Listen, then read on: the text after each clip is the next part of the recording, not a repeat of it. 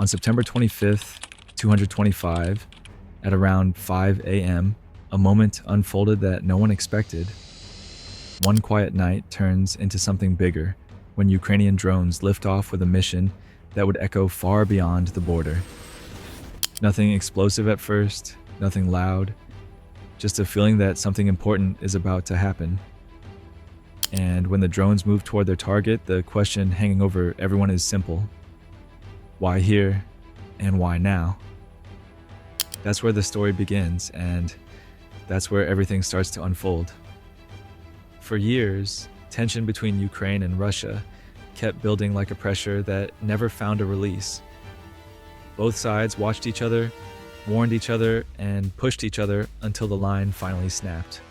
When Russian forces rolled across the border in 2022, the world saw the largest challenge to European security in decades. But beneath the tanks and missiles was something deeper. Moscow insisted that Ukraine was never meant to stand on its own, never meant to be separate, and never meant to have a future outside Russia's shadow. Old narratives about shared history, old claims about identity, and old ideas about control suddenly became fuel for a full-scale invasion. Ukraine pushed back, not just with weapons, but with the belief that its identity is real. Its choices matter, and its independence is not up for debate. Every town, every village, every piece of land became part of a struggle tied to centuries of history. And in the middle of all this, both sides adapted, evolved, and learned to fight in ways no one imagined at the start. As Ukraine searched for ways to protect its territory and strike back effectively, it faced a problem that wasn't obvious at first. Russia's defenses reached far beyond the front lines. Hidden across the border were radar stations that stretched high over the horizon, sweeping the sky and collecting information that fed directly into Russia's war machine. These were not small battlefield tools. These were giant early warning systems designed to track missiles, aircraft, and almost anything that could threaten Russian airspace. And even though some experts argued that their role in the war was limited, Ukraine understood something else. Those radars still watched the southern skies, still tracked movement, and still gave Russia one more advantage. So, when Ukrainian intelligence discovered how these stations could follow drone flights, missile launches, and activity near Crimea, the decision was made. The mission wasn't random, it wasn't symbolic, it was strategic. If those radars could see Ukrainian operations, then Ukraine needed to blind them, even temporarily. That meant sending drones deep into Russian territory, flying low, weaving through natural blind spots, and aiming straight for the massive structures that Russia never expected anyone to touch. On the early morning, Ukrainian drones lifted into the air, slipping quietly across the border toward occupied Crimea. The operation had been planned for weeks, every detail accounted for, every route calculated. The target was clear: 2 Russian and 26 transport aircraft, and the radar stations guarding the airspace. Ukrainian intelligence understood that striking here would not just damage military assets, it would blind a key part of Russia's early warning network and create an opening for future operations. By 5 a.m., the drones approached the designated airfield. The operators on the ground monitored every movement, watching the feed from the drone cameras with unflinching focus. The first visuals showed the An-26s lined on the tarmac, idle but heavily guarded, flanked by radars and support vehicles. The coastal MR-10M1 radar system stood nearby, its massive dishes scanning the Black Sea horizon, feeding data to Russian command. For a few tense seconds, nothing moved. The drones hovered, calculated, and held position. Then the strike began.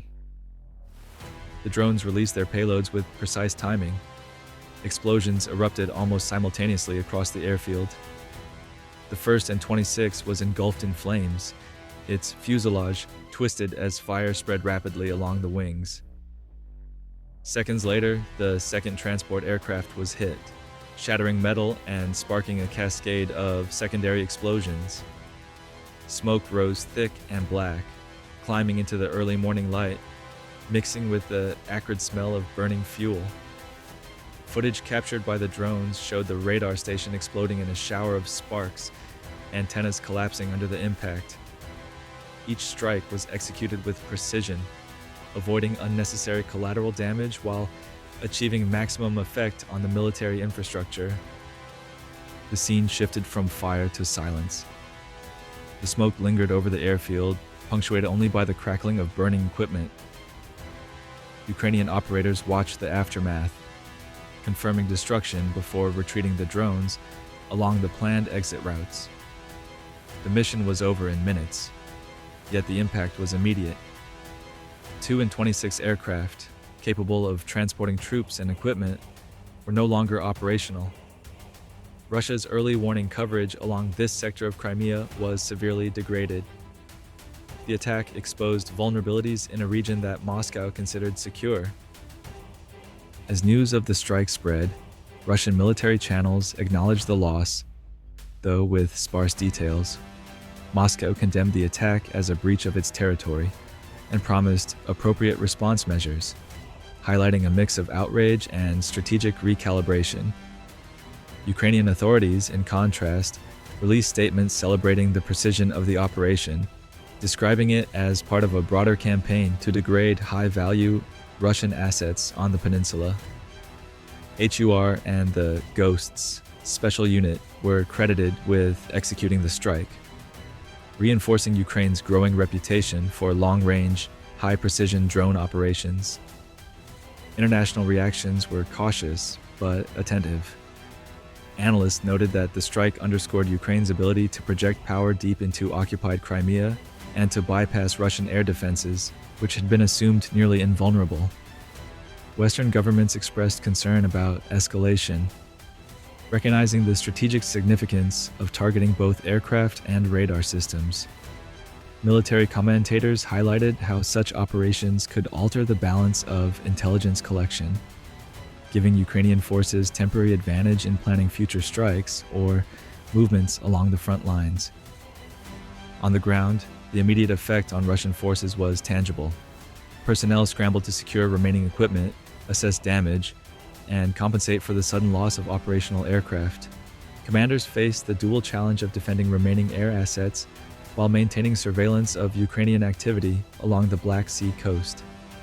The destruction of the radar stations created temporary blind spots, limiting situational awareness and forcing Russian units to rely on outdated or incomplete intelligence. The strike also carried symbolic weight. Crimea, occupied since 2014, has long been a focal point for both military and political messaging. Hitting high-value targets there signaled Ukraine's determination to challenge Russian control and to demonstrate operational reach.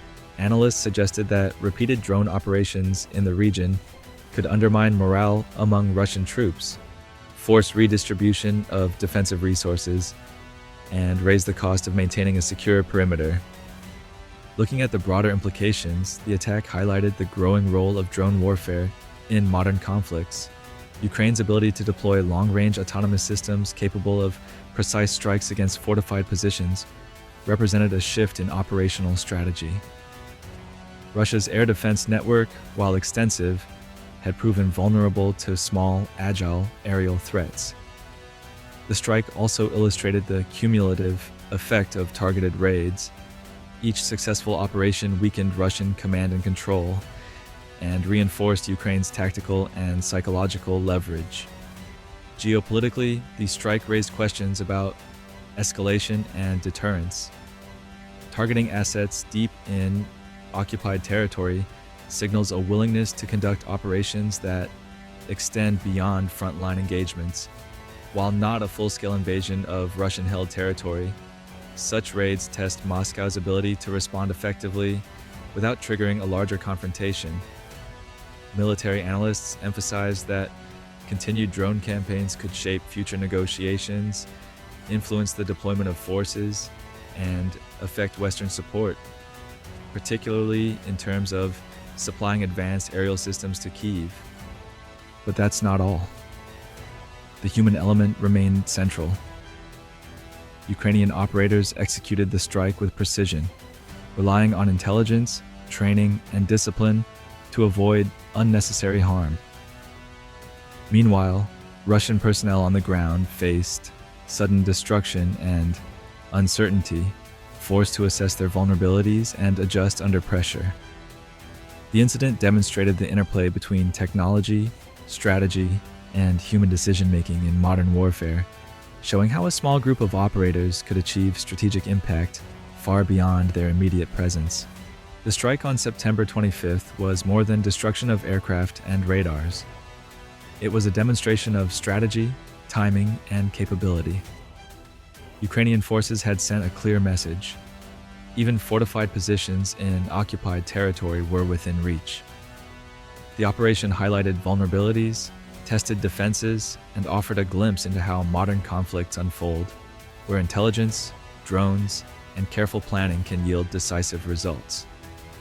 The consequences of this mission would influence the ongoing campaign in Crimea and beyond, shaping the next phase of a conflict that shows no signs of slowing. If you found this breakdown compelling, make sure to like, share, and subscribe for more detailed coverage. Drop your thoughts in the comments below. What do you think Ukraine's next move could be, and how will Russia respond?